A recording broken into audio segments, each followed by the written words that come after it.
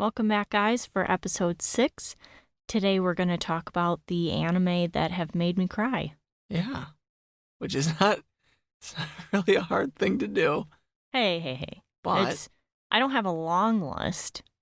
True. But anime can get a little emotional. I'll tell you what, I've been close to tears in several spots, but Danielle, we'll be watching shows, and I can tell just how I'm feeling. That okay, if I turn to my right, I'm gonna be seeing some waterworks. Some waterworks. So we figured let's make it an episode, which this will contain spoilers because we're gonna have to describe the scenarios. I would think, yeah. Oh, yeah. You can't expect me to say why this anime has made me cry without saying what the scene setup was. Right? Could you imagine? So this anime made me cry. Anyways, next one. So it's going to be very Danielle-led because this one's about her today. Yeah, and, I feel like as I've gotten older, I can see that I have gotten more emotional about things. I mean, I see a little baby and I cry in real life, but, there's something to be said. You could watch a regular movie. Yeah. That has people, and maybe one would say you can relate more to that, but I don't know. It doesn't matter. I think you can cry over anything. So sure. I'm hoping people don't think, oh, Danielle's a big wussy, because no, you know what? The stories in here are so well written, and they, you wouldn't think that you become so emotionally attached to these characters, and you are, and then you're crying and you're experiencing the same devastating effects that they are, and then when the show ends, sometimes shows make me cry at the end. Yeah, there's a little bit of a delay with some of these Danielle crying fits because there'll be times that, yeah, we finish the show, she's held it together like a champ, and then you give it a couple of minutes or even that night, suddenly she's like, something hits, like the show's over, she realizes it, she wants more of the show, but she ain't gonna get any more of that show.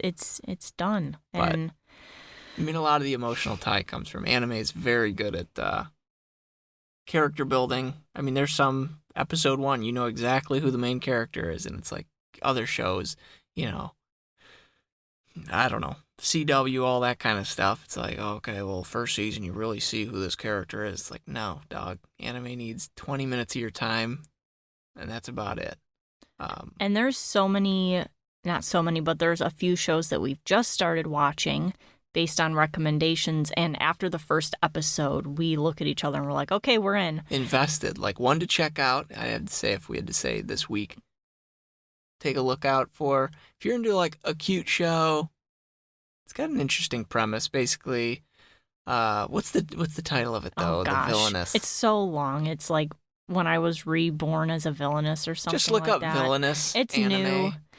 It's very new. It's a spring anime, and it's just basically this chick dies, and then she's reincarnated into this video game that she had played, where she is now the bad girl, and so she now has to live and figure out, okay, well, how do I go about this? Because in a lot of the scenarios in the video game that she played, she ends up dead. So it's like she's got to figure out, how the heck do I get around that? Yeah, and just for accuracy, the show is called My Next Life as a Villainous. There you go. That's the one.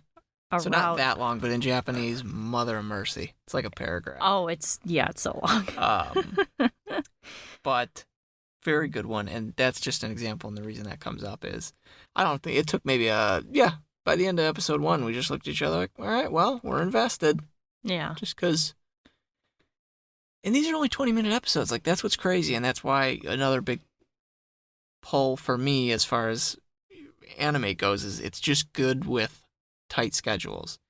You look at Game of Thrones, you look at Downton Abbey. I've been trying to get Tom to watch Downton Abbey, and side story, I remember putting in one of the first discs of Downton Abbey, and I forgot that it was like an hour and a half long special. One episode. And he was like, it was like near the hour mark, and I was like, and he looked at me, is this episode almost done yet? Yeah. And I was like, I think so, and I had totally forgotten, and it went on for another half hour, and I was like, oh yeah, I forgot this. It was brutal. And so like that, you need to dedicate a freaking night to. They animate 20-minute episodes. You can crush. Just slip it in 4. wherever. You're taking a quick 20-minute lunch at work, put it on your phone, watch an episode, Yeah, I mean, right before recording this podcast, I crushed 4 episodes of Sailor Moon because I'm getting going on that right? train. What other show can you say, oh, I just watched 4 episodes? If you're watching an HBO show, 4 hours? Nah, I don't have time for it.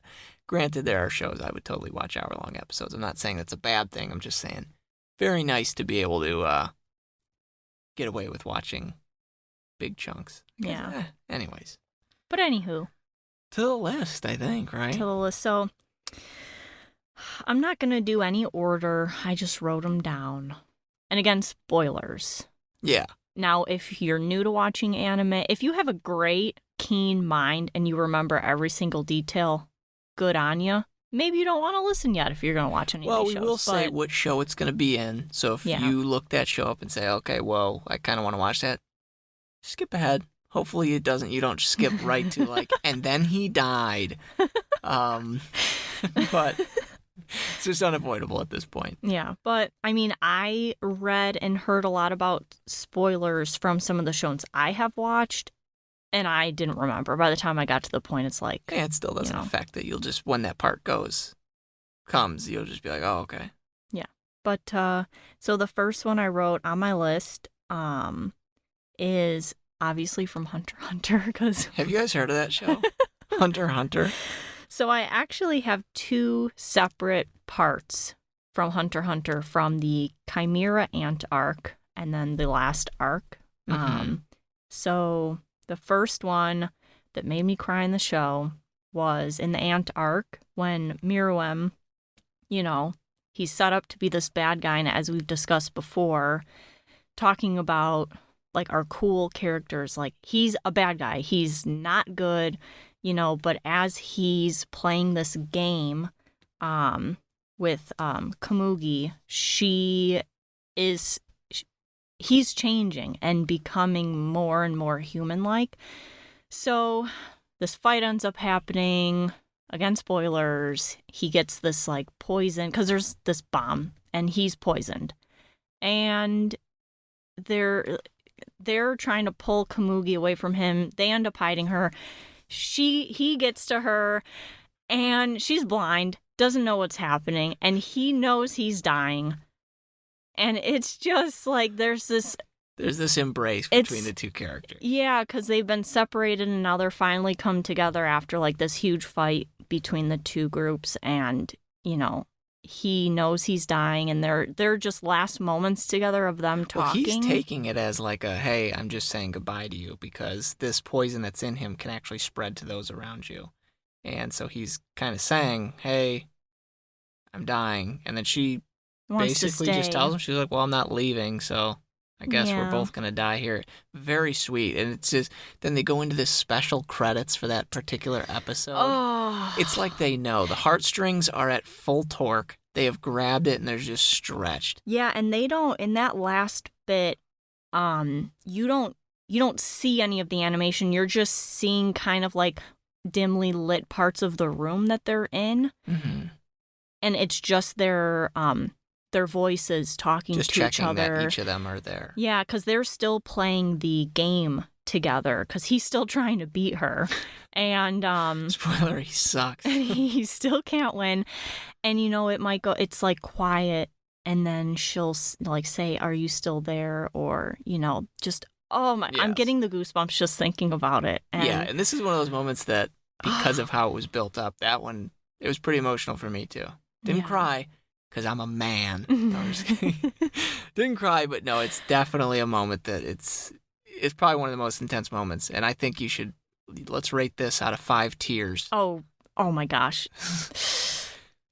5. This is a 5 tier. So she's starting with a heavy hitter here. This is a 5 tier out of 5. Because you know what? When I think about, even when I'm looking at my list, the one I'm always going to remember the most is this part. Well, there you go. And so you guys can just turn off the podcast now. That was it. That was the best one. And granted, I've only watched less than 40 different anime, so I know there's still a whole sea of heartbreak out there. I haven't gotten to those yet. See, so and that's why the title of this podcast is so universal. Yes, initially you married a weeb. No, I'm married to a weeb because you just said, yeah, I've only watched 40 anime shows. That's a lot of shows. Okay. Yeah, so that's obviously, even after 3 times watching, Oh, it still still got sneaks. me. It gets you. Still got me. And then my second cry moment scene, also from Hunter x Hunter in the last arc.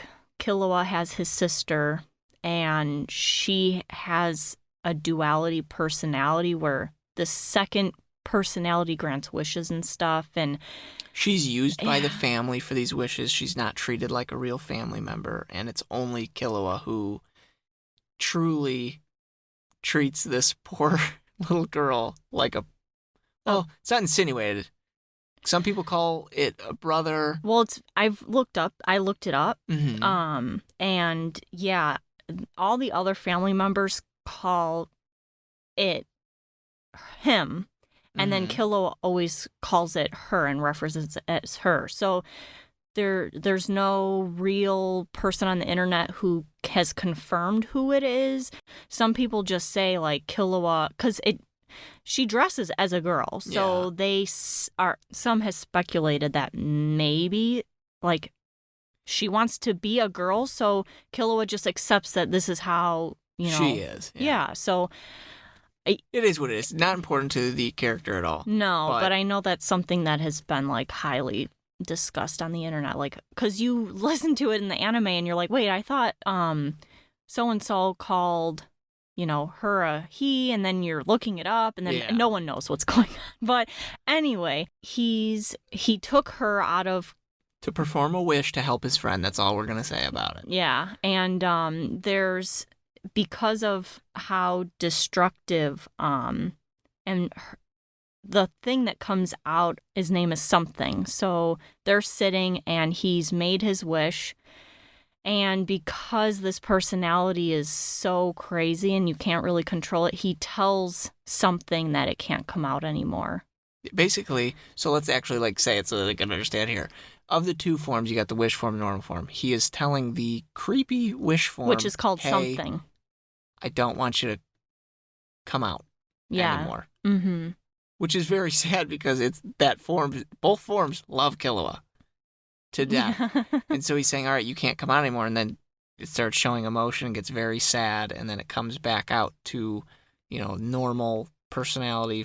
Everything's great. But then she gets mad at Killua. Yeah, because she knows inside that something is mad at Killua and you made it sad. And then he ends up talking, gets something to come back out and says that I'll always be there for you. And then the show doesn't continue after this arc, but it's implied that they're just going to continue being together, and he's going to look after her. And it's a very sweet sibling moment is what it is. Yeah, and it was, because she can't help it that she has this power, and then you're telling one of its personalities that it, Yeah, don't do that.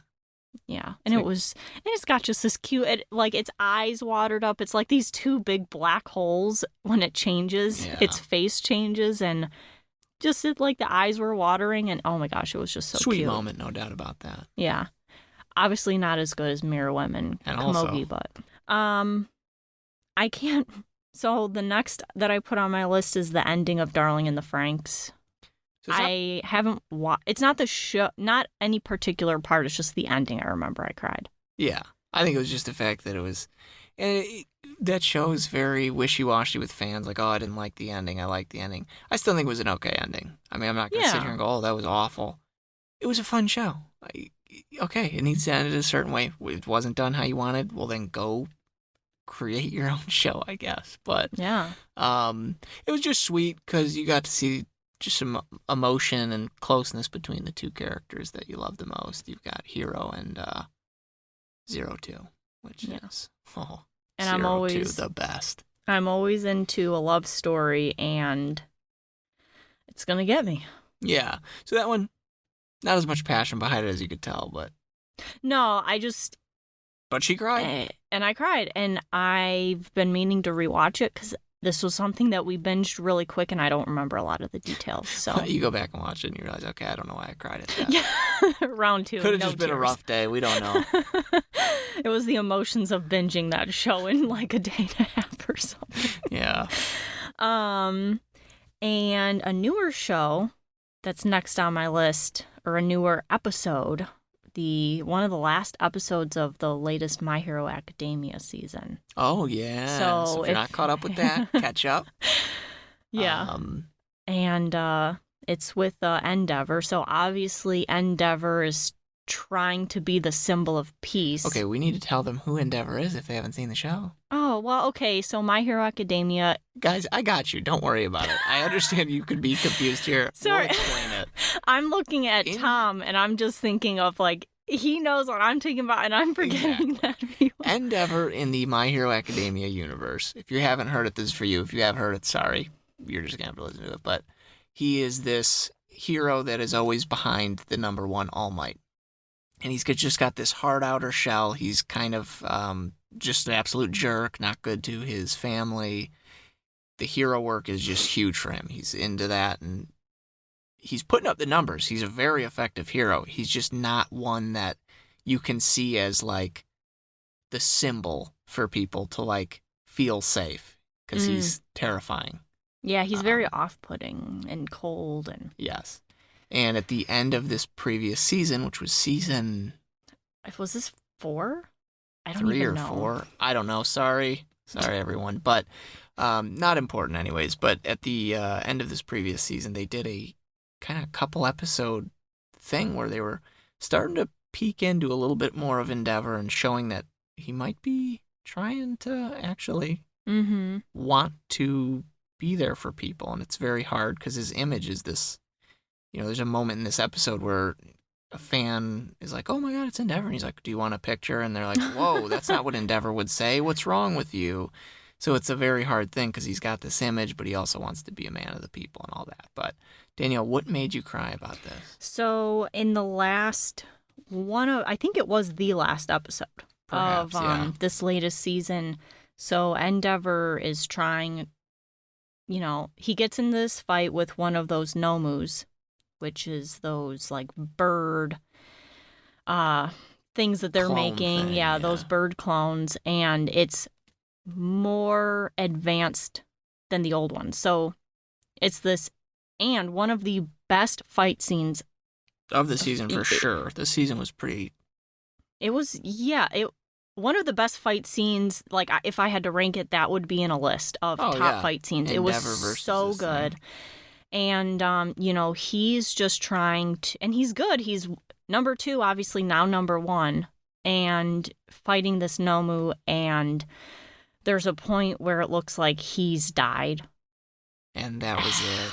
And I was bawling. I can see in Danielle's eyes. She is almost there just thinking about it.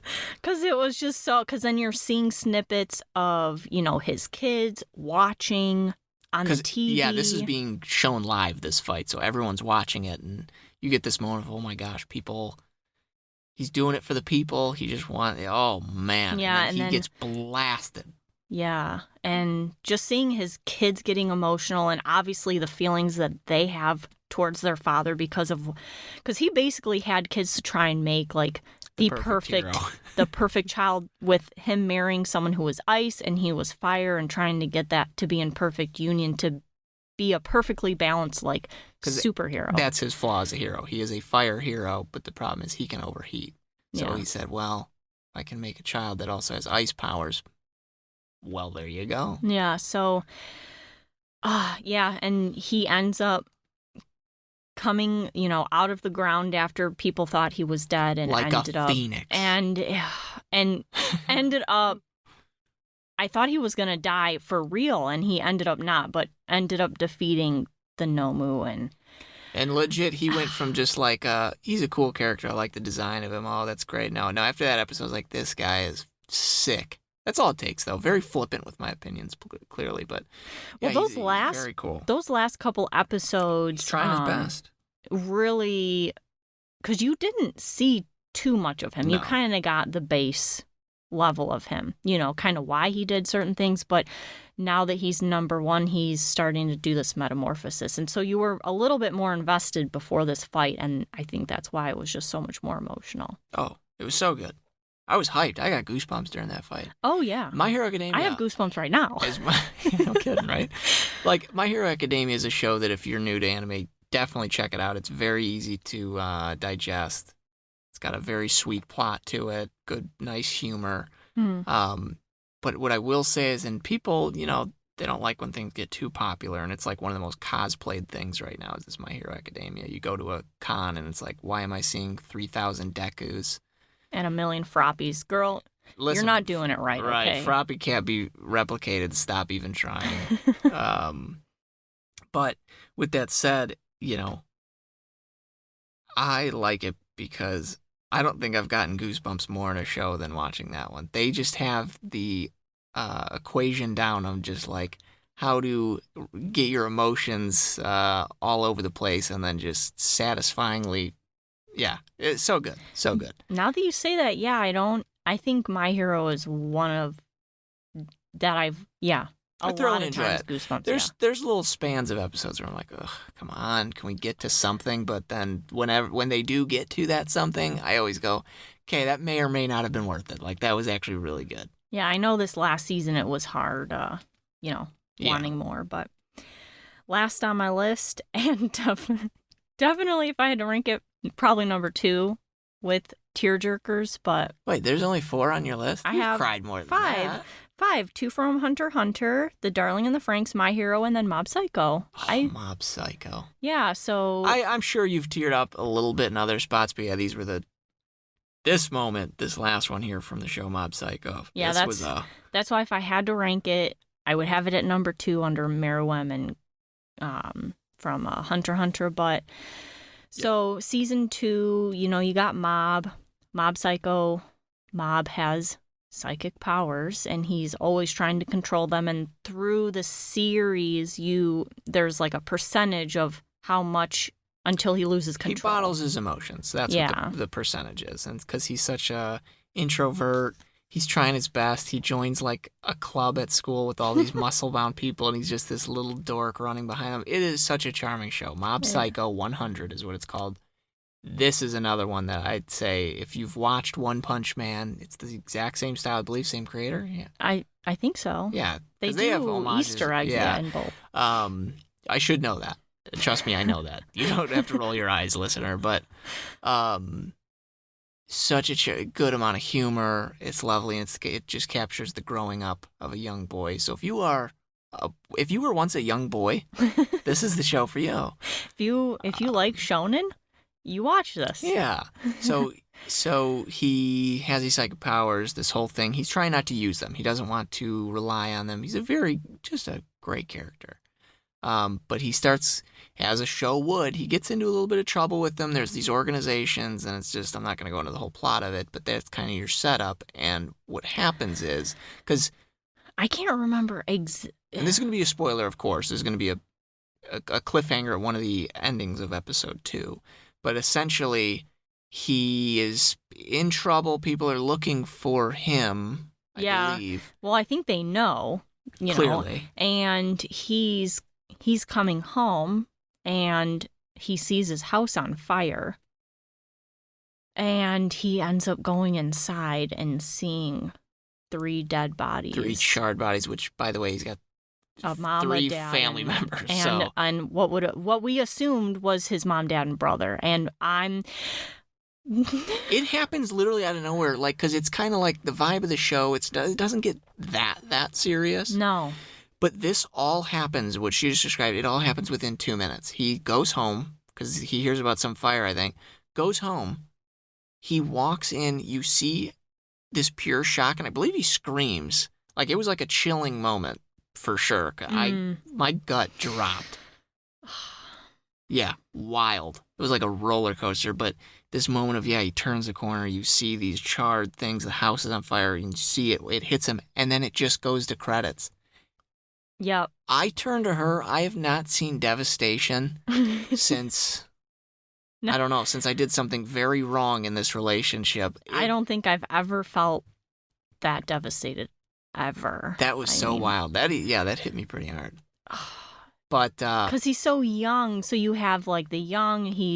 I'm assuming that's high school that he's in. So, and he has all this responsibility. I say, oh my gosh, it fried our brains enough to when I turned to you, you were already full crying. There wasn't like a ramp up. It was just full crying. And then I think you looked at me. I was like, they can't do that or something like that. I was like, well, yeah. And then of course we watch episode.